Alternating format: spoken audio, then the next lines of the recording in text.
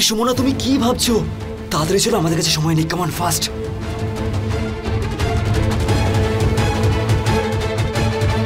কাম on, তাড়াতাড়ি চলো সুমনা এখান থেকে।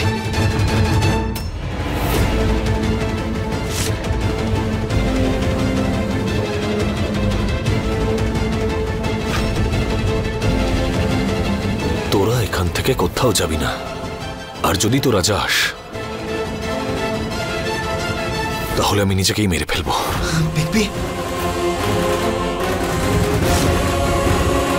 ঠিক আছে বিগবি, আমি বাড়ি তো আর ফিরে যাব না, কিন্তু হ্যাঁ, আমার ডেড বডি নিশ্চয়ই নিয়ে যেতে পারো তুমি। নন্দন, তুই ঠিক বলেছিস নন্দন, যদি এখান থেকে কারোর মৃতদেহ যায় তাহলে সেটা আমার হবে।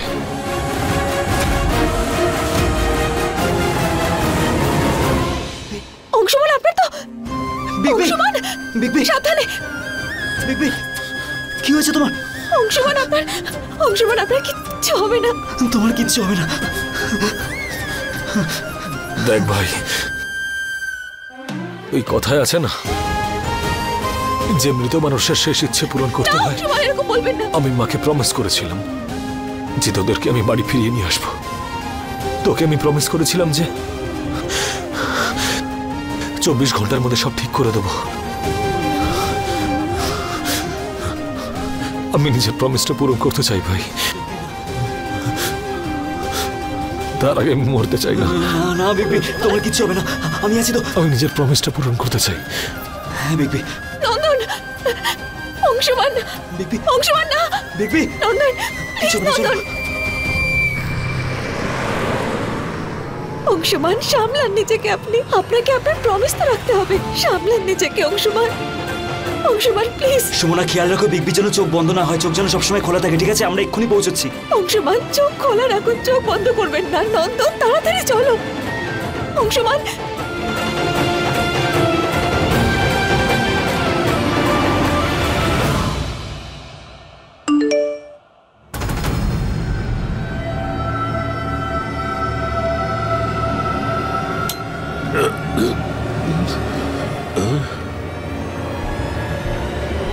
সকাল 4টের সময় কার মেসেজ?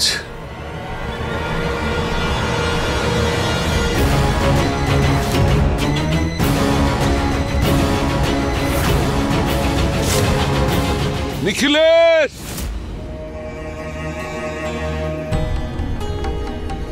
ডাক্তারবাবু, ভেতরে অংশুমান উনি ঠিক আছেন তো? দেখুন, ওনার ব্লাড যথেষ্ট লস হয়েছে, বাঁচবার আশা কিন্তু খুব কম। অংশুমানের ব্লাড গ্রুপ খুবই রেয়ার, তাও আমাদের তরফ থেকে আমরা পুরো চেষ্টা চালাচ্ছি। ব্যাস, যদি কোনোভাবে ব্লাড পাওয়া যায় তাহলে সব ঠিক হবে। এক্সকিউজ মি, আমায় বাড়িতে ফোন করে সবাইকে সবটা জানাতেই হবে। সুমনা সুমনা সুমনা সুমনা, আমাদের এখন কাউকে কিচ্ছু বলার কোনো দরকার নেই, ওকে?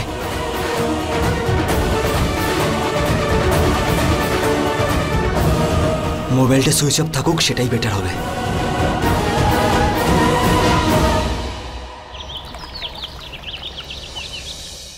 কেউ ফোন ধরছে না কেন? বাবা মশাই, কাউকে ফোনে পাচ্ছি না, অনেকক্ষণ ধরে চেষ্টা করছি। নিখিলেশ, আমার তো কোনো অচেনা সংকটের আশঙ্কা হচ্ছে। কিন্তু বাবা মশাই, অংশুমান নিজে সুরভিকে ফোন করে বলেছে যে ও নন্দন আর সুমনাকে নিয়ে ফিরছে। কিন্তু এই ভিডিওতে তো পরিষ্কার দেখা যাচ্ছে যে নন্দন আর অংশুমানের মধ্যে সম্পর্ক ভালো নয়। আরে কি গ্রহদোষ দেখা দিল এই পরিবারের ওপর! কোন অলক্ষণে মেয়ে এলো এই বাড়িতে? ভাই ভাইয়ে ঝগড়া করছে। হে ভগবান, এই দিনটাই দেখার ছিল। বলুন বাবা, ভাই ভাইয়ের শত্রু হয়ে গেছে। আমাদের পরিবারে এসব কি ঘটছে বাবা? রাম লক্ষ্মণের মতো দুই ভাই ওই মেয়েটার জন্য একে অপরের শত্রু হয়ে গেল। এখন ভগবানই জানেন আর কি কি ঘটবে, কি কি অনর্থ হবে।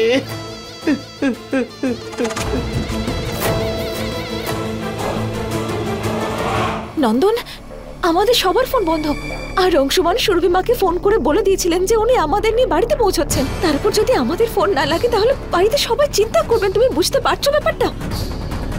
না, অন্তত বাড়িতে ফোন করে এটুকু আমাদের জানাতে হবে যে অংশুমান এখন হসপিটালে আছেন।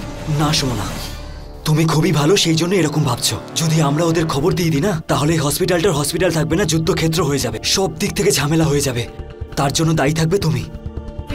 আঙুল শুধুমাত্র তোমার দিকেই উঠবে, তোমাকেই একমাত্র দোষী প্রমাণিত করা হবে, যেখানে তুমি নিজেই নির্দোষ, তুমি কিচ্ছু করোনি। আর আমি সেটা হতে দেব না, ওকে? ইউ গট ইট নাও।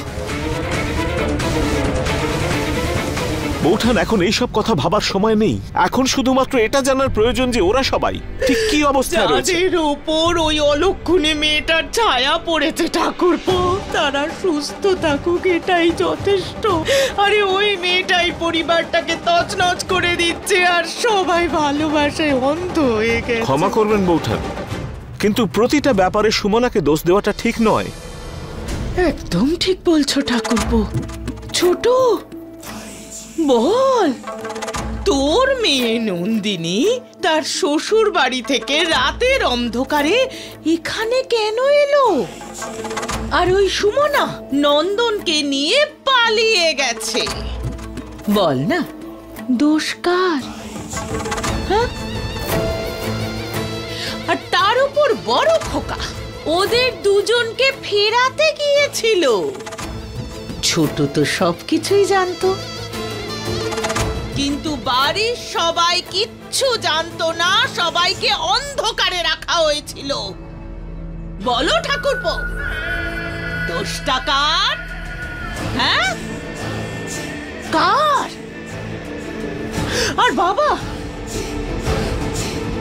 আপনার কি মনে হচ্ছে না যে একই ছাদের নিচে দুটো আলাদা পরিবার বাস করছে? আর সেটা কার জন্য? ছোটর ওই মেয়েটাকে পছন্দ করার জন্য এই সব কিছু হচ্ছে। দোষটা কার ছোট? কার?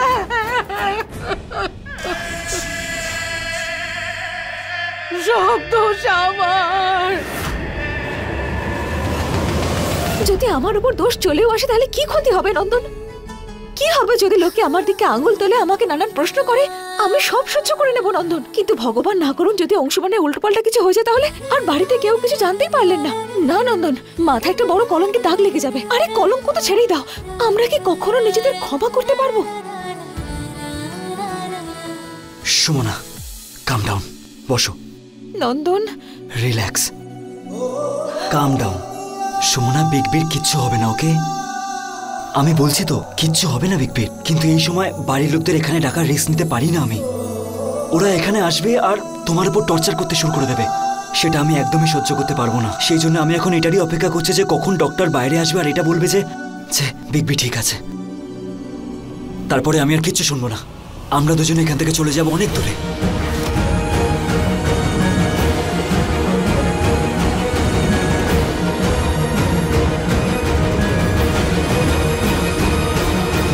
অংশুমান যে প্রমিস করেছে সেটা কি হবে নন্দন?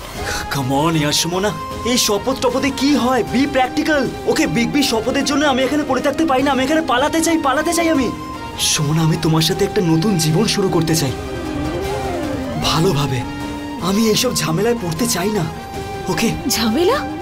অংশুমান এখন জীবন মরণের সঙ্গে লড়াই করছেন, কাদের জন্য? আমাদের জন্য। তোমার এসব ঝামেলা বলে মনে হচ্ছে? সুমনা, ও আমারও বিগ বি, আমরা দুজন আছি তো এখানে, অপেক্ষা করছি তো ঠিক হওয়ার জন্য। So what? খুব সেলফিশ হয়ে গেছো তুমি নন্দন, তুমি তো এখন নিজেকে ছাড়া আর কাউকে দেখতে পাচ্ছ না। আর আমার এরকম মনে হচ্ছে যে তোমার মনে বিগ বির জন্য বেশি সফট কর্নার রয়েছে। সফট কর্নার বলে না এটাকে, ওনাকে রেসপেক্ট করি, সম্মান করি। আর জানো কেন করি সম্মান? কারণ অংশুমান কখনো নিজের কথা ভাবেন না, উনি ভাবেন পরিবারের কথা, উনি ভাবেন আমার কথা, উনি ভাবেন তোমার কথা, উনি ভাবেন সুরভি মায়ের কথা। বুঝতে পেরেছো? উনি কেবল নিজের কথাই ভেবে চলেন না নন্দন, কিন্তু তুমি শুধুমাত্র নিজের কথাই ভাবো, আর কারোর কথাই ভাবো না তুমি। এক্সকিউজ মি, ভালো খবর আছে, ব্লাডের ব্যবস্থা হয়েছে। আমরা অংশুমানকে ওয়ার্ডে শিফট করেছি, আশা করি এবারও তাড়াতাড়ি ভালো হয়ে উঠবে। Thank you. এখন আমি স্বীকার করছি সব দোষ আমার। এই পরিবারটা যে ভেঙে যাচ্ছে তার জন্য আমি দোষী। বাবা, আমায় ক্ষমা করুন। দিদি, আমায় ক্ষমা করে দাও, ক্ষমা করে দাও। সুরভি, এমন করো না প্লিজ। তুমি কারুর কাছে ক্ষমা চাইবে না, কোনো রকম ভুল করনি তুমি। সুমনা শুধুমাত্র তোমার পছন্দ ছিল না, সুমনাকে আমরা সকলে পছন্দ করেছিলাম। আমরা সকলেই এটা চেয়েছিলাম যে সুমনা এই বাড়িতে বউ হয়ে আসুক। কিন্তু বিধাতার ইচ্ছার বিরুদ্ধে কে যেতে পারে বলো আমায়? আর এখন সেটাই হবে যেটা বিধাতা চাইছেন।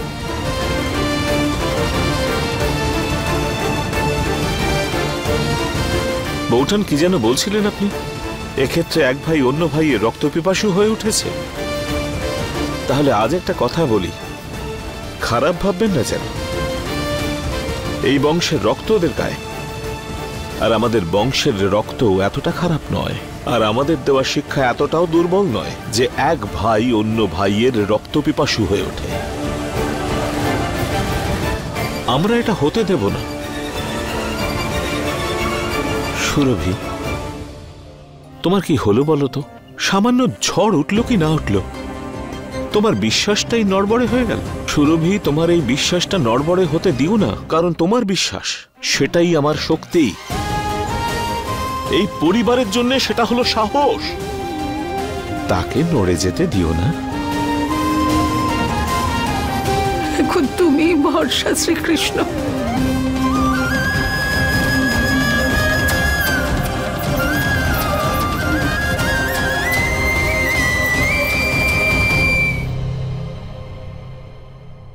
শ্রীকৃষ্ণ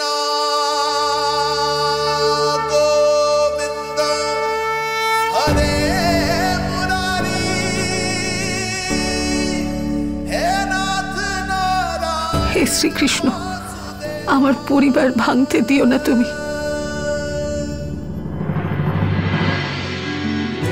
আমার কি করে কিছু হয়ে যেত? তোদের সবাইকে প্রমিস করেছিলাম আমি, তোকে, সুমনাকে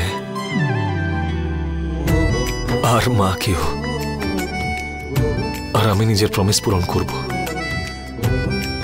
কিন্তু তার আগে তোদের আমাকে একটা প্রমিস করতে হবে।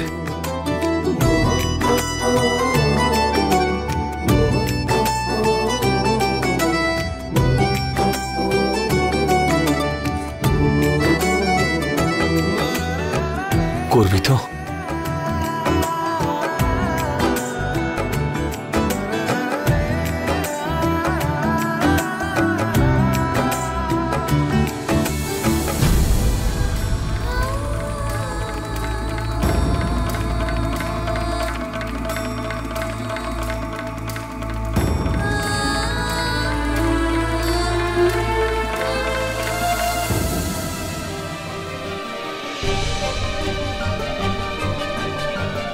মা, ঠাকুরদা। হ্যাঁ, ঠিক আছে। মা, কি হলো জামাই বাবা, কি হয়েছে?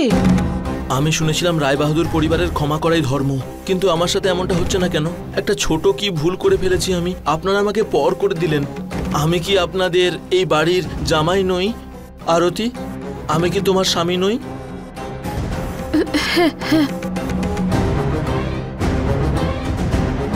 তার মানে এই বাড়ির সাথে সম্পর্ক আছে তো? তা সত্ত্বেও কেন আমাকে বলা হচ্ছে এই বাড়ির সাথে সম্পর্ক নেই? আরে জামাই বাবা, কে বলেছে তোমাকে যে এই পরিবারের সাথে তোমার কোনো সম্পর্ক নেই? যদি সম্পর্ক থাকে তাহলে আমার পরিবার নিমন্ত্রণ পায়নি কেন? কিসের নেমন্তন্ন জামাই বাবা? কিসের নেমন্তন্ন? ঠাকুরদা, আপনি তো এমন বলছেন যেন আপনি কিছুই জানেন না। বাবা জীবন, তুমি পরিষ্কার করে কেন বলছো না কি জানি না আমরা? মনে হচ্ছে আপনারা সত্যি কিছু জানেন না। পাশের পুরনো মন্দিরে নন্দন আর সুমনা বিয়ে করছে।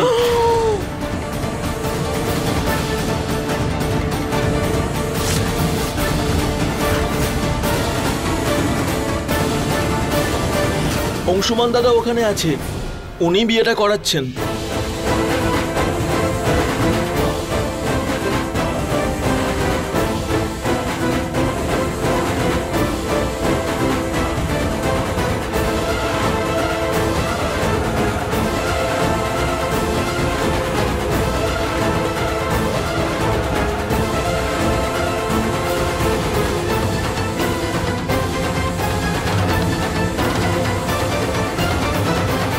ছোট মা, বাবা জীবন, কি বললে তুমি? কি অংশুমান নন্দন আর সুমনাকে বিয়ে দিচ্ছে? বাবা জীবন, তুমি জানো না আমার ছেলে অংশুমান আমায় কথা দিয়েছে ও 24 ঘন্টার মধ্যে সব ঠিক করে দেবে আর ওদের দুজনকে ফিরিয়ে নিয়ে আসবে। আর তুমি বলছো যে ও সুমনা আর নন্দনকে বিয়ে দিচ্ছে? এভাবে মিথ্যে বলো না। আর যদি এটা মজা হয়ে থাকে তাহলে খুব জঘন্য মজা। ছোট মা, আমি কেন মিথ্যে কথা বলবো আর কেনই বা মজা করব? আপনি যদি আমার কথা বিশ্বাস না করেন তাহলে করতে হবে না। আপনি নিজে গিয়ে দেখে নিন। যখন আপনি নিজের চোখে দেখবেন তখন তো বিশ্বাস করবেন, তাই না?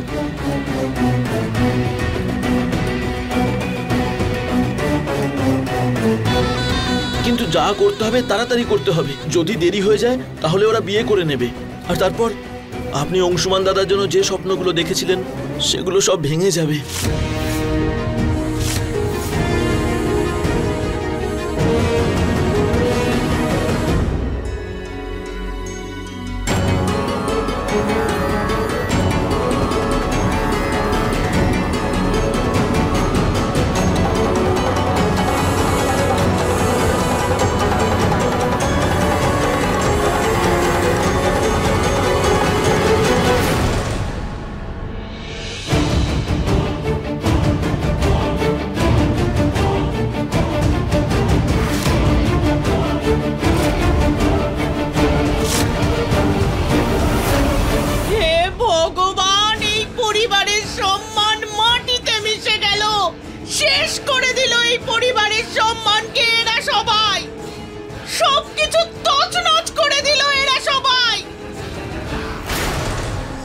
বাবা মশাই, বাবা মশাই, বাবা মশাই, শরীর খারাপ লাগছে?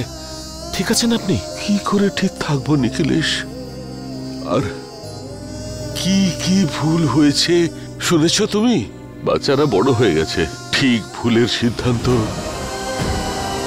নিজেরাই নিতে শুরু করেছে।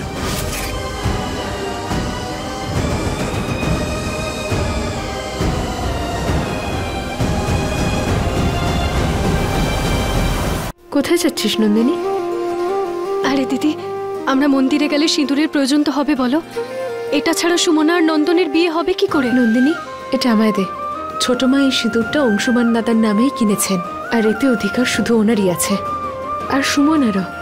আর বিয়েটা হলে অংশুমান দাদার সঙ্গেই হবে। না দিদি, নন্দন আর সুমনা একে অপরকে খুব ভালোবাসে, বিয়েটা ওদেরই হবে। না নন্দিনী, এটা হতে পারে না। সুমনা অংশুমান দাদার জন্যই জন্মেছে, আর ছোট মা তো অংশুমান দাদার জন্য ওকে পছন্দ করেছেন, আর সম্বন্ধ তো ওদেরই হয়েছিল, তাই না? ভালোবাসা নন্দন আর সুমনার সম্পর্ক আগে থেকেই জুড়ে দিয়েছে দিদি। ওই সম্পর্কটা শুধু বিয়ের বাঁধনে বাঁধা বাকি, আর সেটাই হতে চলেছে। এটা হতে পারে না নন্দিনী। ভালোবাসা কি এতটাই স্বার্থপর যে বাবা মায়ের স্বপ্ন, বাড়ির সম্মান কোনো কিছুতেই যায় আসে না? বাবা মায়ের স্বপ্ন কি হয় বলো দিদি? নিজের সন্তানদের খুশি, তাই তো? যদি নিজের সন্তানরাই খুশি না থাকে তাহলে এই মান মর্যাদা দিয়ে কি করবে? আমি এত কিছু জানি না নন্দিনী। আমি শুধু এটুকুই জানি যে অংশুমান দাদার মতো পারফেক্ট আর কেউ হতে পারবে না, আর অংশুমান দাদার বিয়ে সুমনার সঙ্গেই হওয়া উচিত। ঠিক আছে দিদি, তাহলে এটা ভগবানের উপরেই ছেড়ে দিই আমরা। দেখা যাক উনি কি চান।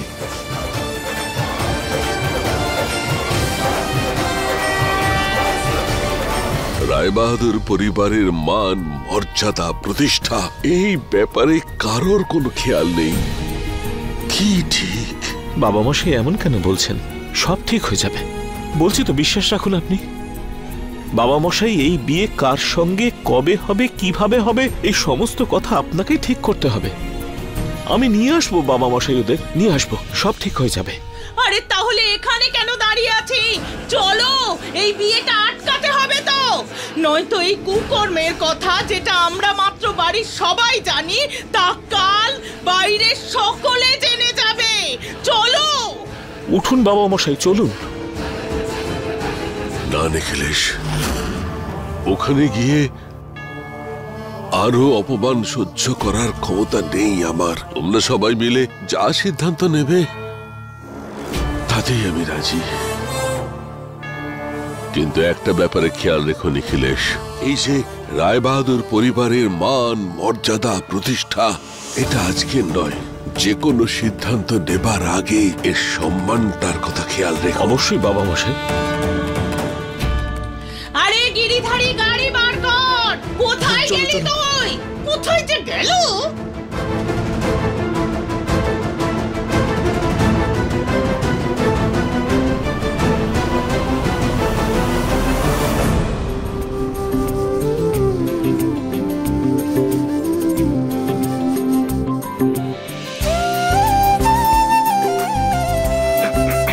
আস্তে। Thank you so much Giridhari, একটা ফোন করতে তুমি চলে এলে আর কাউকে কিছু বললেও না। Thank you. হনুমান কি তার প্রভু রামের কথা কখনো অমান্য করে? আমাকে ওই আচ্ছাদন দিতে হবে না, আমি কোনো ঈশ্বর নই। যার কাছে ভগবান সমান বর্তা আছেন তাকে পালিয়ে যেতে কেন হবে নন্দন? আমি মন থেকে এখনো মানতে পারছি না। সুরভি মায়ের কাছ থেকে লুকিয়ে পরিবারের আশীর্বাদ না নিয়ে এই বিয়েটাকে কি বিয়ে বলা যায়? আমাদের বিগ কখনো ভুল হতে পারে না সুমনা, এটা তো তুমিও জানো ভালো করে, তাই না? তাহলে এইসব কিছু ওর উপর ছেড়ে দাও না। ভুলকে ঠিক করা সেটাও ভালো করে জানে, ওকে? জানো তো নন্দন, ভুলটা সবসময় ভুলই হয়, সেটা কখনোই ঠিক হয় না। হ্যাঁ, সেটাকে শোধরানো অবশ্যই যেতে পারে, কিন্তু একটা প্রশ্ন সব সময় থেকে যায়, যে সেটা একসময় ভুল ছিল। সুমনা, এখানে ঠিক ভুলের কোনো ব্যাপার নেই। এখানে আমাদের বিয়ে হবে, এখানে আমাদের স্বপ্ন পূরণ হবে, দ্যাটস ইট। নন্দন, তুমি কি জানো একটা কথা, যে একটা মেয়ে যখন তার বিয়ের স্বপ্ন দেখে তখন ঠিক কি কি দেখে? তার হবু শাশুড়ির কাছ থেকে তত্ত্ব হিসেবে পাওয়া সেই বিয়ের পোশাক, যেটা পরে সে মণ্ডপে বিয়ে করতে বসে।